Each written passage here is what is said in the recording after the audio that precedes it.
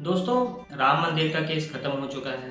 राम मंदिर बन भी चुका है और अब एक नया केस सामने आया है। मैं जस्ट ऐसे ही स्क्रॉल कर रहा था तब मैंने देखा कि ज्ञान वापी में कुछ शिवलिंग मिले हैं और कुछ और हिंदू धर्म से जुड़ी चीजें मिली हैं ज्ञान वापी मस्जिद के अंदर, जिसे यह माना जा रहा है कि वहां पर पौराणिक रूप से एक मंदिर था जिसे तोड़कर मस्जिद बनाई गई। तो अब ऐसी चीज मिली है तो उसके ऊपर वीडियो बननी तो जरूरी थी। तो मैं लेके आया हूँ आपके लिए ज्ञान वापी केस की पूरी स्टडी, शुरू से लेके अभी तक वहाँ पर क्या हुआ, कैसे हुआ, हम होप क्या कर रहे हैं कि वहाँ पे क्या हो सकता है। तो आज हम इस वीडियो में बात करने वाले हैं कि ज्ञानवापी केस है क्या और ये इतनी चर्चा में क्यों आया। तो चलिए बिना किसी ब्रेक के इस वीडियो को शुरू करते हैं और जानते हैं ज्ञानवापी केस के बारे में। अब बात करूं मुद्दे की, तो मुद्दा काफी पुराने समय से चल रहा है लेकिन उजागर अभी हुआ है और ये बात तो साफ है कि ये मुद्दा भी दो पक्षों के बीच ही है, हिंदू पक्ष और मुस्लिम पक्ष। अब हिंदू पक्ष का कहना है कि आज जहाँ पर ज्ञानवापी मस्जिद है वहाँ पर पुराने समय में काशी विश्वनाथ का भव्य मंदिर हुआ करता था और उसे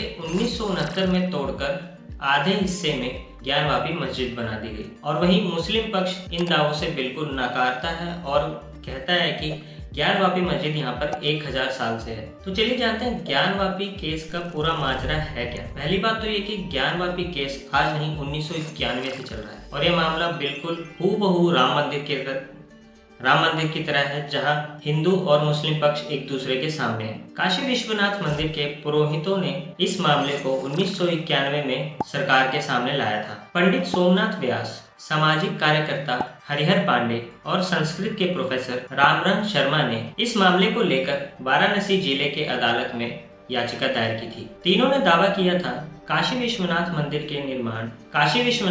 के मूल परिसर को 2000 साल पहले राजा विक्रमादित्य ने बनवाया था, लेकिन औरंगजेब ने 16वीं सदी में उस मंदिर को तोड़कर वहां पर मस्जिद बनाई और मंदिर के अवशेषों का भी इस्तेमाल किया गया उस मस्जिद को बनाने में। हालांकि 1993 में ज्ञानवापी के मुकदमे में स्टे लगा दिया गया और कोर्ट ने दोनों पक्षों से शांति बनाए रखने का आदेश दिया। चलिए अब जानते हैं ज्ञानवापी का मामला दोबारा से इतना तुल क्यों पकड़ रहा है और इतनी तेजी से सामने क्यों आ रहा है। अगस्त के महीने में केस उस समय दोबारा चर्चा में आया जब 5 महिलाओं ने वाराणसी सिविल कोर्ट के अंदर याचिका दर्ज की। उन्होंने ज्ञानवापी परिसर के साथ बने श्रृंगार गौरी मंदिर में दर्शन करने की अनुमति मांगी। सिविल जज ने याचिका सुनकर परिसर का एडवोकेट सर्वे कराने का आदेश दिया और 3 दिन तक यह सर्वे चलता रहा। सर्वे होने के बाद हिंदू पक्ष ने वजू खाने में शिवलिंग होने का दावा किया, तो वहीं मुस्लिम पक्ष ने उसे फुब्बारा बताया। चलिए इसको थोड़ा सा डिटेल में समझते हैं। आज जहाँ पर काशी विश्वनाथ का मंदिर है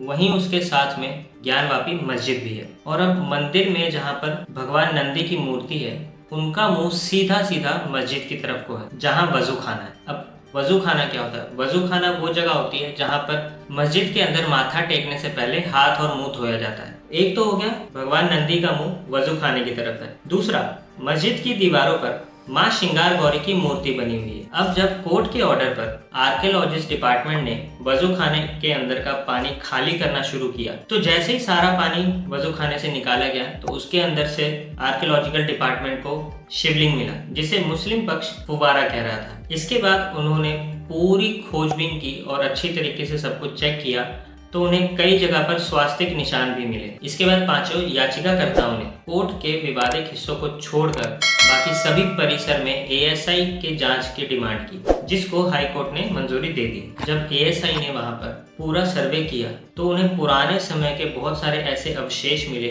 जिनसे यह साबित हो जाता है कि वहां पर पुराने समय में मंदिर हुआ करता था जिसे तोड़कर मस्जिद बनाई गई। ये कुछ लिस्ट है जो वहां पर एएसआई डिपार्टमेंट को मिली। खंडित मूर्तियों की खोज। सर्वे में मस्जिद परिसर के अंदर हनुमान, गणेश और नंदी सहित कई हिंदू देवी देवताओं की मूर्तियों के होने के अवशेष मिले। एक शिवलिंग भी प्राप्त हुआ जिसका आधार भाग गायब था। भारतीय शिलालेख, देवनागरी ग्रंथ, तेलुगु और कन्नड़ में लिखे गए 32 शिलालेख पाए गए। सर्वे में एएसआई डिपार्टमेंट को दीवारों पर कई जगह स्वास्तिक और त्रिशूल के चिन्ह देखने को मिले और ऐसे कई अन्य सबूत भी मिले जो बताते हैं कि यहाँ पुराने समय में मंदिर हुआ करता था। आजकल ज्ञानवापी का मुद्दा चर्चा में इसलिए भी है कि वहाँ के हाई कोर्ट ने हिंदू पक्ष की तरफ फैसला सुनाते हुए उनको ज्ञानवापी मस्जिद के तहखाने में पूजा करने की इजाजत दे दी है। हालांकि उन्होंने वहाँ पर पुलिस को 7 दिन का समय दिया था ताकि वो तैयारी कर सके, लेकिन वहां उससे पहले ही पूजा शुरू कर दी गई है। अब वहां का मुस्लिम पक्ष इस फैसले से तो बिल्कुल भी खुश नहीं है और वो इस